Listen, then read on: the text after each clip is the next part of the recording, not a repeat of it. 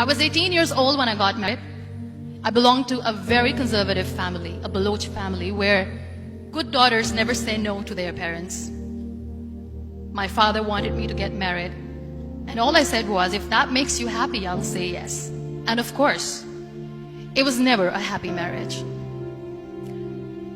Just about after 2 years of getting married, about 9 years ago, I met a car accident. Somehow my husband fell asleep and the car fell in the ditch. He managed to jump out, saved himself. I'm happy for him.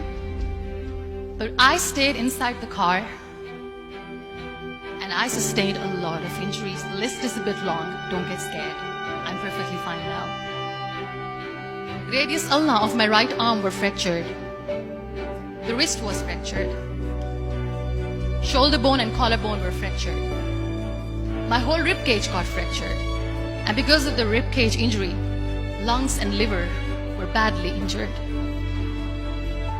I couldn't breathe. I lost urine and bowel control. That's why I have to wear the bag wherever I go. But that injury that changed me and my life completely as a person and my perception towards living my life was the spine injury. 3 vertebrae of my backbone were completely crushed and I got paralyzed for the rest of my life. So this accident took place in a far-flung area in the outskirts of a very small province, Balochistan, where there was no first aid, no hospital, no ambulance. I was in the middle of nowhere in that toppled car. Many people came to rescue. They gave me CPR. They dragged me out of the car. And while they were dragging me out, I got the complete transection of my spinal cord.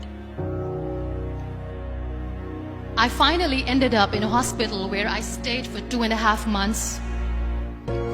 I underwent multiple surgeries. Doctors have put a lot of titanium in my arm. There's a lot of titanium at my back to fix my back. That's why people in Pakistan call me the Iron Lady of Pakistan.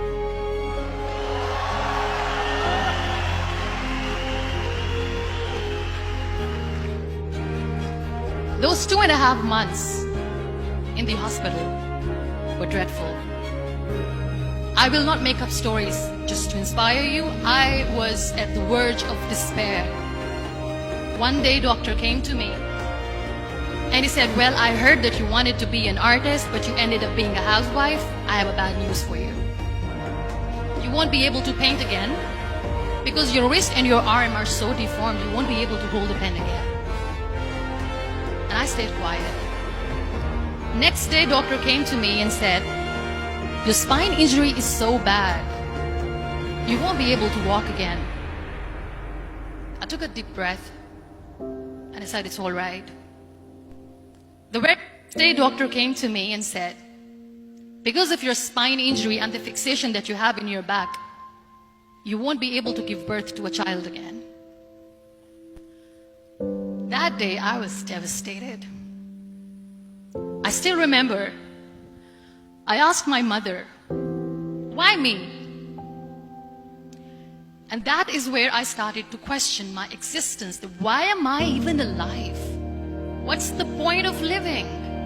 I cannot walk, I cannot paint, fine, I cannot be a mother. And we have this thing in our heads, being women, that we are incomplete without having children.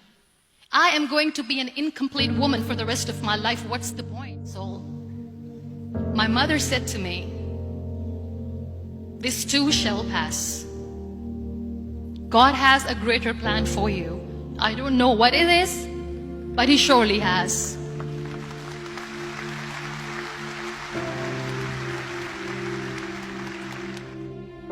So what kept me going was, one day I asked my brothers, I know I have a deformed hand, but I'm tired of looking at these white walls in the hospital and wearing these white scrubs. I'm getting tired of this. I want to add more colors to my life. I want to do something. Bring me some colors. Bring me some small canvas. I want to paint.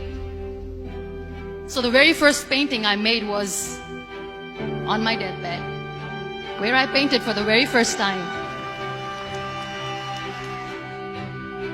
There were a lot of infections in my body, a lot of allergies. So doctors wanted me to lie down on the bed straight for not 6 months, for not 1 year, for 2 years. I was bedridden, confined in that one room, looking outside the window, listening to the birds chirping, and thinking maybe there will be a time when we'll be going out with the family and enjoying the nature. That was the time where I realized how lucky people are, but they don't realize. And you know how it all began? That day I decided that I'm going to fight my fears. We all have fears.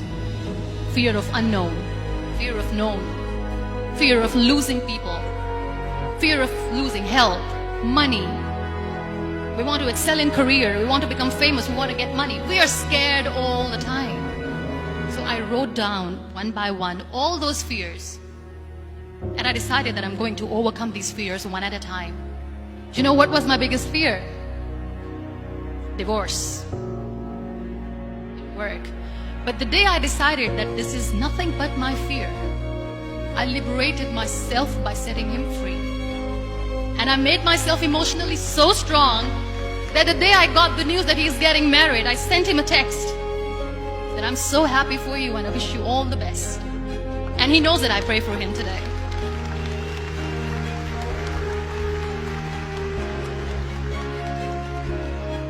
My biggest fear, number 2, was I won't be able to be a mother again. And that was quite devastating for me.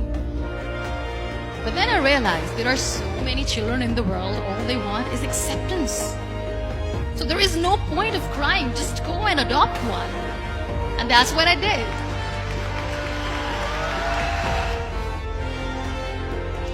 So when you accept yourself the way you are, the world recognizes you.